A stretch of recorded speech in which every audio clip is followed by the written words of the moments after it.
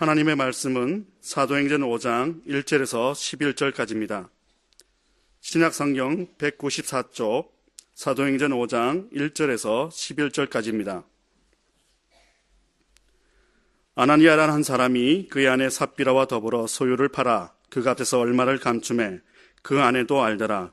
얼마만 가져다가 사도들의 발 앞에 두니 베드로가 이르되 아나니아야 어찌하여 사탄이 내 마음에 가득하여 내가 성령을 속이고 땅값 얼마를 감추었느냐. 땅이 그대로 있을 때에는 내 땅이 아니며 판 후에도 내 마음대로 할 수가 없더냐. 어찌하여 이 일을 내 마음에 두었느냐. 사람에게 거짓말한 것이 아니요 하나님께로다. 아나니아가 이 말을 듣고 엎드러져 혼이 떠나니 이 일을 듣는 사람이 크게 두려워하더라. 젊은 사람들이 일어나 시신을 싸서 메고 나가 장사하니라. 3시간쯤 지나 그의 아내가 그 일어난 일을 알지 못하고 들어오니 베드로가 이르되 그 땅 판값이 이것뿐이냐 내게 말하라 하니 이르되 예 이것뿐이라 하더라. 베드로가 이르되 너희가 어찌 함께 껴하여 주의 영을 시험하려 하느냐. 보라 내 남편을 장사하고 오는 사람들의 발이 문 앞에 이르렀으니 또 너를 며 내가리라 하니 곧 그가 베드로의 발 앞에 엎드러져 혼이 떠나는지라. 젊은 사람들이 들어와 죽은 것을 보고 메어다가 그의 남편 곁에 장사하니 온 교회와 이 일을 듣는 사람들이 다 크게 두려워하니라. 아멘. 지난 시간에 살펴본 것처럼 아나니아와 삽비라 부부의 잘못은 그들의 재산을 다 바치지 않았다는 것이 아니라 하나님을 믿는다면서도 하나님을 속일 수 있다고 착각한 것이었습니다. 하나님 앞에서 무엇을 감추어도 하나님은 그 사실을 알지 못하리라 그들은 믿어 의심치 않았습니다. 그들은 믿음의 출발점과 종착점이 하나님이시라는 사실에 대해서 무지한 사람들이었습니다. 결국 그들의 믿음은 성경이 가르치는 믿음이 아니라 인간 자신을 출발점으로 삼는 저급한 인간의 종교심에 지나지 않았습니다. 그로 인해 그들이 생명을 잃었다는 것은 인간의 저급한 종교심으로는 하나님께서 주시는 참 생명을 결코 누릴 수 없다는 소중한 교훈이었습니다. 여호수아 7장에는 하나님의 것을 도둑질한 아간의 이야기가 소개되고 있습니다.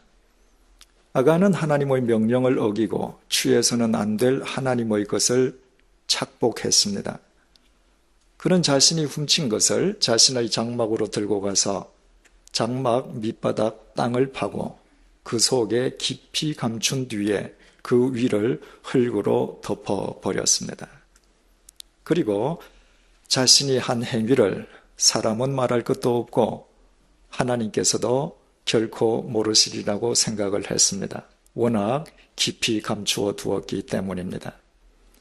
기원전 250여 년경에 구약 성경을 최초로 헬라어로 번역한 70인 성경은 아간이 하나님의 것을 감춘 그 행위를 헬라말 노스피조라고 표현했습니다. 그런데 바로 오늘 본문 2절에서 아나니아가 얼마를 감춘 행위를 성경은 역시 똑같은 단어로 표현하고 있습니다. 아간이 땅속 깊은 곳에 훔친 것을 감추듯이 아나니아 또한 얼마를 아무도 모르게 깊이 감추어 두었던 것입니다. 워낙 깊이 감추어 두었기에 사람도 하나님도 알지 못하시리라고 아나니아도 확신했던 것입니다. 베드로가 아나니아를 꾸짖은 내용이 3절에 기록되어 있습니다. 아나니아야 어찌하여 사탄이 내 마음에 가득하여 내가 성령을 속이고 땅값 얼마를 감추었느냐. 베드로는 성령님을 속이고 얼마를 감춘 아나니아를 향해서 어찌 내 마음에 사탄이 가득하냐고 질타했습니다. 그렇다면 아나니아에게는 별 책임이 없어 보입니다. 아나니아가 욕망에 눈이 멀어서 그처럼 그릇된 행동을 한 것은 아나니아 그 개인의 잘못이라기보다는 그 마음을 지배하고 있던 사탄의 짓으로 돌려버릴 수 있기 때문입니다. 하지만 베드로가 그런 의미로 이 말을 한 것이 아님을 본문 4절이 밝혀주고 있습니다. 땅이 그대로 있을 때에는 내 땅이 아니며 판 후에도 네 마음대로 할 수가 없더냐. 어찌하여 이 일을 네 마음에 두었느냐. 사람에게 거짓말한 것이 아니요 하나님께로다. 베드로는 어찌하여 이 일을 내 마음에 두었느냐고 아나니아를 꾸짖음으로 그 모든 문제의 책임이 아나니아 자신에게 있음을 분명히 했습니다. 아나니아가 사탄에게 마음을 빼앗긴 것이 사탄의 책임이 아니라 스스로 자기 마음을 사탄에게 내어준 아나니아 자신의 책임이라는 의미였습니다. 요한 1서 5장 18절이 이렇게 증언해주고 있습니다. 하나님께로부터 난 자는 다 범죄하지 아니하는 줄을 우리가 아노라. 하나님께로부터 나신 자가 그를 지키심에 악한 자가 그를 만지지도 못하느니라. 여기에서 하나님께로부터 나신 자는 예수 그리스도, 그리고 악한 자는 사탄을 뜻합니다. 참된 그리스도인은 예수 그리스도께서 지키심으로 사탄이 만질 수도 없다는 것입니다. 사탄은 결코 아무나 공략하는 것이 아닙니다. 예수 그리스도께서 이 땅에 오셔서 공생애를 시작하시기 전에 먼저 행하신 일이 광야에서 당신을 시험하는 사탄을 제압하시는 것이었습니다. 따라서 사탄을 제압하신 예수 그리스도 안에 있으면 사탄은 그에게는 범접조차 못한다는 말입니다. 사탄의 공략 대상은 언제나 그 마음이 욕망으로 가득 찬 인간입니다. 사탄에게 욕망이 가장 좋은 먹이가 됩니다. 왜냐하면 인간의 욕망이야말로 인간을 가장 손쉽게 파멸시키는 가장 확실한 도구이기 때문입니다. 그래서 인간의 욕망과 사탄은 불가분의 관계에 있습니다. 인간의 욕망이 난무하는 곳에는 언제나 사탄이 역사하고 사탄이 역사하는 곳에서는 인간은 예외 없이 욕망의 노예로 전락해버리고 맙니다. 결국 인간의 욕망이 스스로 사탄을 자기에게 불러들이는 것입니다. 이것이 베드로가 아나니아를 가리켜서 어찌하여 이 일을 내 마음에 두었느냐고 그를 꾸짖었던 이유입니다. 아나니아의 마음속에 사탄이 가득했던 것은 욕망에 눈이 먼 아나니아가 스스로 사탄을 불러들였기 때문이었습니다. 그로 인해서 아나니아가 생명을 잃었다라고 하는 것은 욕망에 찬 인간은 스스로 사탄을 불러들이고 자신이 불러들인 사탄에 의해서 자신의 생명마저 노략질 당한다는 사실을 우리로 하여금 깨닫게 해줍니다. 본문 7절을 유의해 보시겠습니다. 3시간쯤 지나 그의 아내가 그 일어난 일을 알지 못하고 들어오니 3시간여가 지나서 아나니아의 아내 삽비라가 아무것도 모르고 들어왔습니다. 삽비라가 알지 못했던 것이 구체적으로 무엇입니까? 욕망에 눈먼 인간은 그 생명이 사탄에게 노략질을 당한다는 결코 몰라서는 안 될 진리였습니다. 본문 2절은 아나니아가 얼마를 감추었을 때 아내 삽비라도 그 사실을 알았다고 증거해주고 있습니다. 아내 삽비라는 남편이 악한 일을 행하는 것은 알았습니다. 그 여인은 세상의 악에 대해서는 훤히 알고 있었습니다. 그러나 그보다 더 중요한 자기 생명을 지키는 생명의 법칙에 대해서는 몰랐습니다. 몰라도 좋을 것에 대해서는 해박한 반면에 정작 알아야 될 것을 몰랐던 삽비라 역시도 사탄의 노략질로부터 자유로울 수는 없었던 것입니다. 본문 8절을 보시겠습니다. 베드로가 이르되 그 땅 판값이 이것뿐이냐 내게 말하라 하니 이르되 예 이것뿐이라 하더라. 베드로가 삽비라에게 물었습니다. 남편 아나니아가 먼저 사도들의 발 앞에 내려놓은 것을 가리키면서 이것이 전부인지 물었습니다. 베드로의 그 질문은 삽비라에게 주어진 마지막 생명의 기회였습니다. 아간이 훔치지 말아야 할 것을 훔침으로 인해서 이스라엘 백성들은 아이 성에서 크게 패배를 당합니다.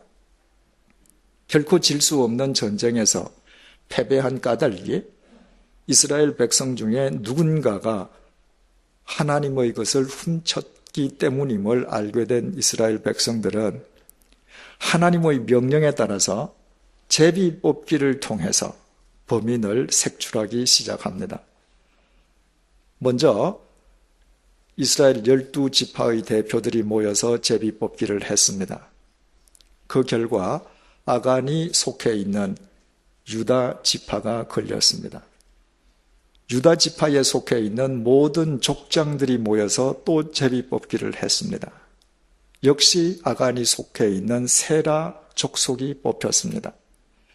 세라 족속에게 속하여 있는 모든 가문의 대표들이 모여서 또다시 제비 뽑기를 했습니다.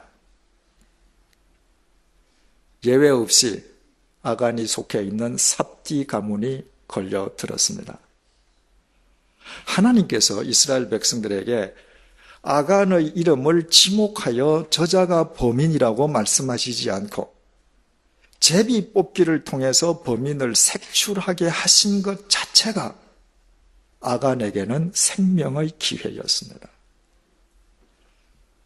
아간의 관점에서 보면 제비 뽑기가 계속될수록 자기 지파, 자기 족속, 자기 가문으로 점점 범위가 좁혀져 오고 있습니다. 그렇다면 그 제비 뽑기의 결과가 자신을 겨냥하고 있다는 사실을 깨닫고 스스로 자신의 잘못을 회개하고 용서를 구해야만 했습니다. 하지만 그는 자기 가문에 속해 있는 모든 남자들이 제비 뽑기를 한 뒤에 결국 자기 자신이 걸려드는 마지막 순간까지 그렇게 하지 않았습니다. 자신이 워낙 깊은 곳에 감추어 두었기에 설마 제비 뽑기를 통해서 자신이 걸려들리라고는 상상치도 않았던 것입니다. 그로 인해서 아간도 생명을 잃고 말았습니다. 아간 역시 그의 욕심으로 스스로 불러들인 사탄에 의해 자신의 생명을 노략질 당하고 만 꼴이었습니다. 사람들은 아간이 죽은 장소를 가리켜서 아골 골짜기라고 불렀습니다. 히브리어 아코르는 괴로움이라는 의미입니다. 사탄의 노략질을 당하는 인생은 결코 괴로움의 굴레를 벗어날 수 없다는 의미였습니다.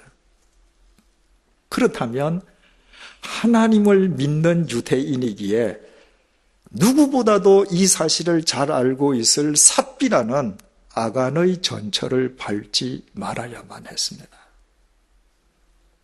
베드로가 이것이 전부이냐고 마지막 기회를 주었을 때 삽비라는 그 기회를 붙잡아야만 했습니다. 하지만 그녀는 그것이 전부라고 거짓말로 대신했습니다. 욕망에 눈이 먼 그녀 역시도 하나님을 속일 수 있다고 확신했던 것입니다. 아마 그 거짓말하는 삽비라의 심정은 땅속 깊은 곳에 숨겨두었기에 아무도 그것을 알지 못하리라고 확신했던 아간의 심정과 똑같았을 것입니다. 마침내 베드로가 본문 9절을 통해서 이렇게 결론을 짓습니다. 너희가 어찌 함께 꾀하여 주의 영을 시험하려 하느냐? 보라, 네 남편을 장사하고 오는 사람들의 발이 문 앞에 이르렀으니 또 너를 메어 가리라 하니 곧 그가 베드로의 발 앞에 엎드러져 혼이 떠나는지라. 마지막 기회를 의미 없이 내던져버리고 자기 욕망에 사로잡혀 하나님마저 대수롭게 여기지 않았던 삽비라 역시도 자신이 스스로 불러들인 사탄에게 자신의 생명을 노략질 당하고 말았던 것입니다. 인간의 욕망은 쇠의 녹과 같다고 했습니다.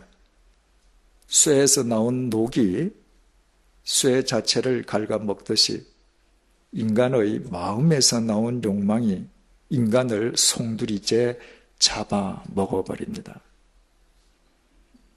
인간의 욕망이 스스로 인간 파멸을 목적으로 하는 사탄을 불러들이는 이유가 바로 이것입니다.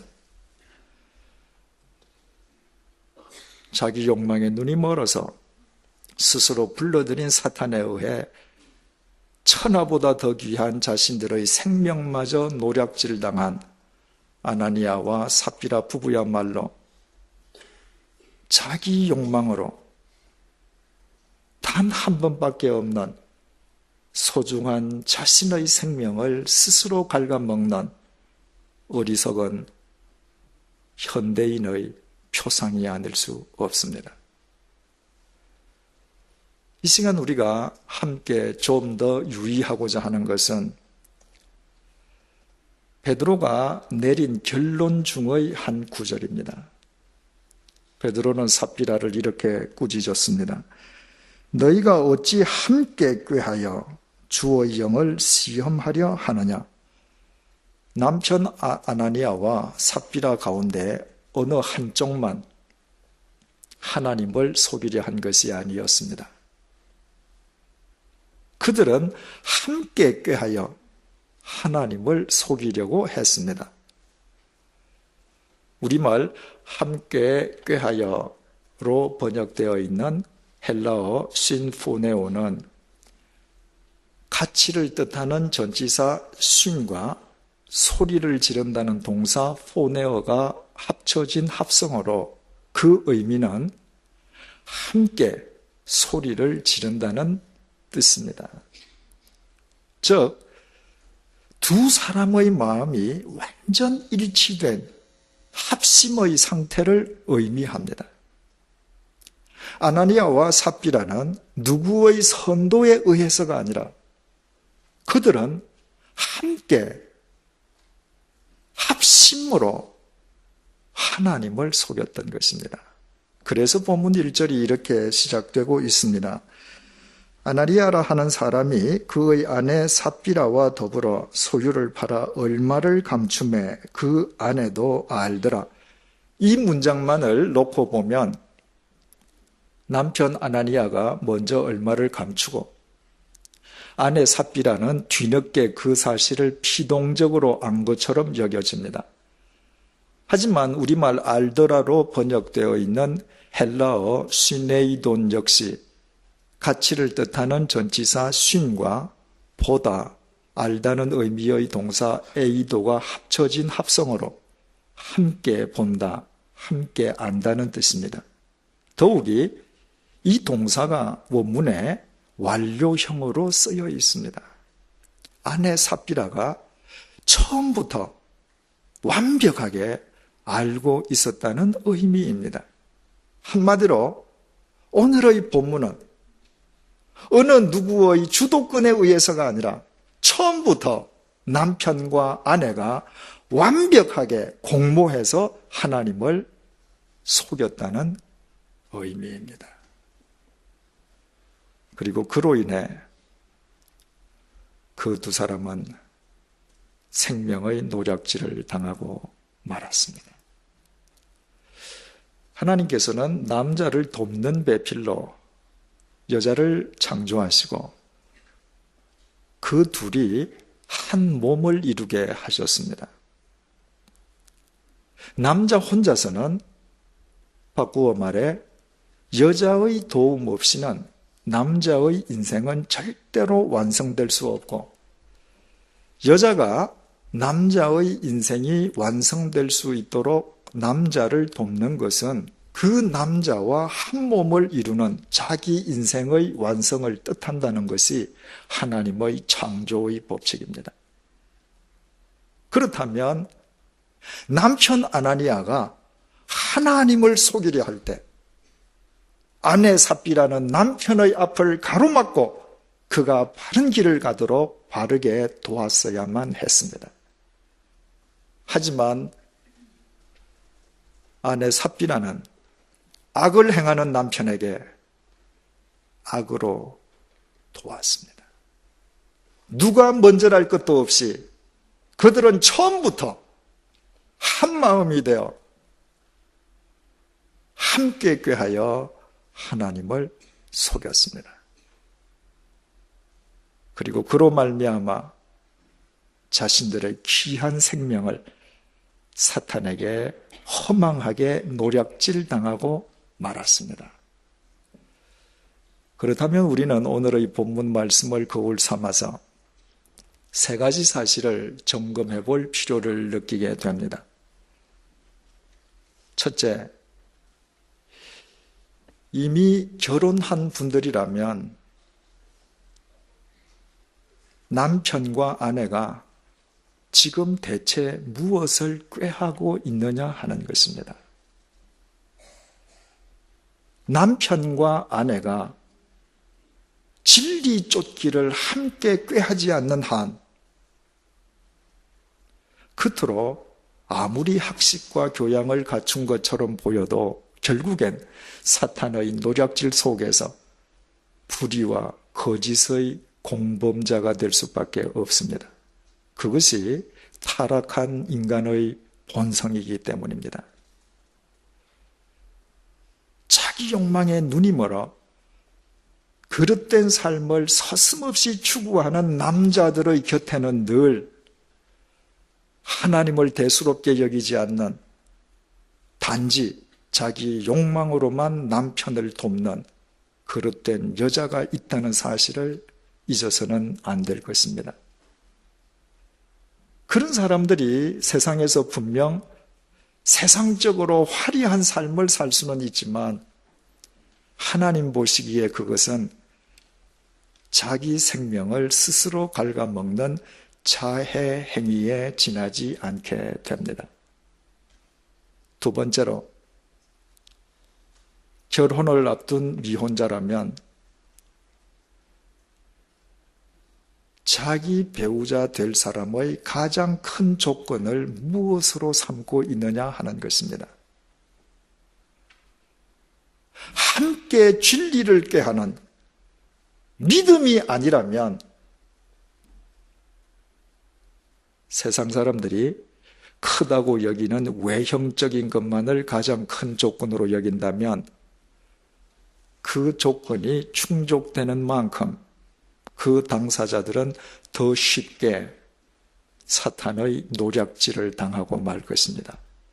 그런 세속적인 조건들은 그 자체가 목적이 되어 충족되면 될수록 하나님은 대수롭지 않은 상대적인 존재로밖에 여겨지지 않기 때문입니다. 세 번째로, 일터에서는 그곳에 있는 사람들과 무엇을 함께 꾀하고 있느냐는 것입니다. 정부가 허가해 준 사행성 게임장과 상품권으로 최근에 온 나라가 오래도록 시끄러웠습니다. 사행성 게임으로 인해서 재산을 탕진했거나 가정이 파탄했거나 회복 불능의 중독 증세에 빠져 있는 사람들의 숫자가 전국적으로 무려 300만 명에 달하는 것으로 알려지고 있습니다. 사행성 게임을 개발하고 허가해주고 운영해준 그들은 결과적으로 함께 꾀하여 그 수많은 사람들의 생명을 해치고 인생을 망가뜨린 셈이 되었습니다. 이것은 비단 사행성 게임의 문제뿐인 것은 아닙니다. 일터에 있는 사람들이 함께 일하는 사람들과 사람들에게 봉사하고 사람들에게 헌신하며 세상에 생명의 빛을 던지기를 함께 꾀하지 않는 한 인간의 일터는 언제든지 사람 해치기를 함께 꾀하는 범죄지로 전락할 수 있습니다. 오늘날 우리 주위를 둘러보십시다. 우리의 생명을 해치는 불량식품, 불량상품, 유해식품과 유해상품이 얼마나 많습니까? 무엇 하나 제대로 믿을 것이 없는 지경입니다. 게다가 향락업소와 퇴폐업소는 또 얼마나 많습니까? 그 모든 일들을 주도하는 분들은 결국 온 지혜를 다해서 사람의 생명 해치기를 함께 꾀하는 자들에 지나지 않는 것입니다. 그분들 자신들은 의식하지 못할지라도 그들은 사탄에게 자신들의 생명을 노략질 당하고 있는 사람들입니다. 사탄에게 자신의 생명을 노략질 당하지 않고서는 감히 남의 생명을 해쳐서 돈을 벌 상상인들 할 수 없기 때문입니다. 같은 날 한 장소에서 죽은 아나니아와 삽비라의 시체를 두 번 다 교인들이 장사 지내 주었습니다. 아나니아와 삽비라 두 사람이 나란히 누워있는 무덤을 머릿속에 한번 그려보십시오. 무덤은 죽은 자를 위해서 만들어지지만 무덤 속의 시체는 이내 썩어져 없어버리기 때문에 결국 무덤은 살아있는 사람들을 위한 메시지로 남게 됩니다. 과연 아나니아와 삽비라의 무덤이 우리에게 주는 하나님의 메시지가 무엇입니까? 히브리 이름 하냐냐를 헬라어로 음력한 것이 우리말 아나니아로 번역된 아나니아스입니다. 불행하게도 아나니아란 그 이름이 보통 명사가 되어 거짓말쟁이의 상징으로 굳어지고 말았습니다. 영어 사전에서 아나니아, 즉 영어로 에너나이어스를 찾으면 아예 거짓말쟁이라고 풀이하고 있습니다. 자기 욕망에 눈이 멀어 하나님을 서슴없이 속였던 아나니아라고 하는 이름 자체가 영원한 거짓말쟁이의 표징으로 전락한 것입니다. 아나니아 개인에게 그보다 더 굴욕스러운 일이 있을 수 없습니다. 그렇다고 그의 아내 삽비라에게는 면책의 특권이 주어지는 것입니까? 그렇지 않습니다. 그 아나니아와 한 몸을 이루었던 삽비라 역시 똑같은 거짓말쟁이였습니다. 같은 공범이었습니다. 그렇다면 두 거짓말쟁이가 나란히 누워있는 그들 무덤이 우리에게 주는 하나님의 메시지가 대체 무엇입니까? 욕망에 눈이 멀어 스스로 사탄을 불러들이고 하나님 앞에서 거짓말을 일삼던 자들은 일평생 그 생명이 사탄에게 노략질을 당하다가 허망하게 끝나버린다는 것입니다. 이곳 양화진 언덕에도 많은 무덤들이 있습니다. 우리 교회가 주님 오시는 날까지 대를 이어가면서 지켜야 할 선교사님들의 무덤들입니다. 왜 우리가 귀한 돈과 시간과 정성을 쏟아서 저 무덤들을 지켜야 합니까? 저 무덤의 주인공들이 어두운 세상을 향해 생명의 빛을 던지기를 함께 꾀했던 분들이기 때문입니다. 그래서 저 무덤은 단순한 무덤이거나 단순한 흙더미가 아닙니다.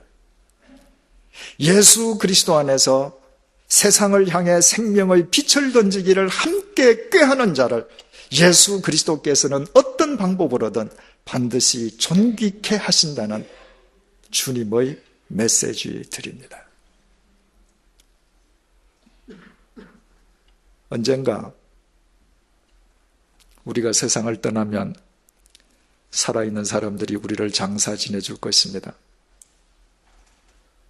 매장으로 우리의 무덤이 남겨지든 혹은 화장해서 아예 우리의 무덤 자체가 존재하지 않든 우리의 죽음 자체는 살아있는 사람들에게 어떤 의미에서든 하나의 메시지로 남게 될 것입니다. 그때 우리의 죽음은 어떤 메시지로 이 땅에 남게 되겠습니까? 그 해답은 지금 우리 각자가 우리 곁에 있는 사람들과 무엇을 함께 꾀하고 있느냐에 의해 판가름 날 것입니다. 사랑하는 교우 여러분, 우리의 가정에서 사랑하는 가족들과 우리의 일터에서 사랑하는 동료들과 우리의 교회에서 신실한 교우들과 생명의 빛을 던지기를 함께 꾀하는 자들이 되십시다. 그때 우리가 세상을 떠난 뒤에 비록 우리는 보잘것없어도 하나님께서 우리의 삶과 죽음 자체를 또 하나의 아름다운 양화진으로 승화시켜 주실 것입니다. 기도하시겠습니다. 욕망의 눈먼 욕망의 노예가 스스로 사탄을 불러들이고 자신이 불러들인 사탄에게 자신의 생명을 노략질 당하는 어리석은 아나니아가 된다는 사실을 깨닫게 해주셔서 감사합니다. 아나니아의 삶이 비록 세상에서는 화려하게 보일지언정 하나님 보시기에는 스스로 자기 생을 허망하게 갉아먹은 미련한 거짓말쟁이에 지나지 않음을 기억하게 도와주옵소서. 그런 자를 위해 살아있는 사람들이 설령 왕릉 같은 무덤을 조성해 준다 한들 하나님 앞에서는 단지 치욕의 상징에 지나지 않음을 잊지 말게 도와주옵소서. 우리 가정이 온 가족이 예수 그리스도 안에서 진리 쫓기를 함께 꾀하는 아름다운 믿음의 공동체가 되게 하여 주옵소서. 우리의 일터가 모든 동료들이 사람들에게 헌신하고 봉사하기를 함께 꾀하는 생명의 진원지가 되게 하여 주옵소서. 우리의 교회가 모든 교우들이 더불어 세상을 향해 생명의 빛을 던지기를 함께 꾀하는 진리의 전당이 되게 하여 주옵소서. 우리가 이 세상을 떠나는 날 우리 무덤의 유무에 상관없이 우리의 삶과 죽음 자체가 살아있는 사람들의 심령에 또 하나의 아름다운 양화진으로 새겨지게 도와주옵소서. 예수님의 이름으로 기도드립니다. 아멘.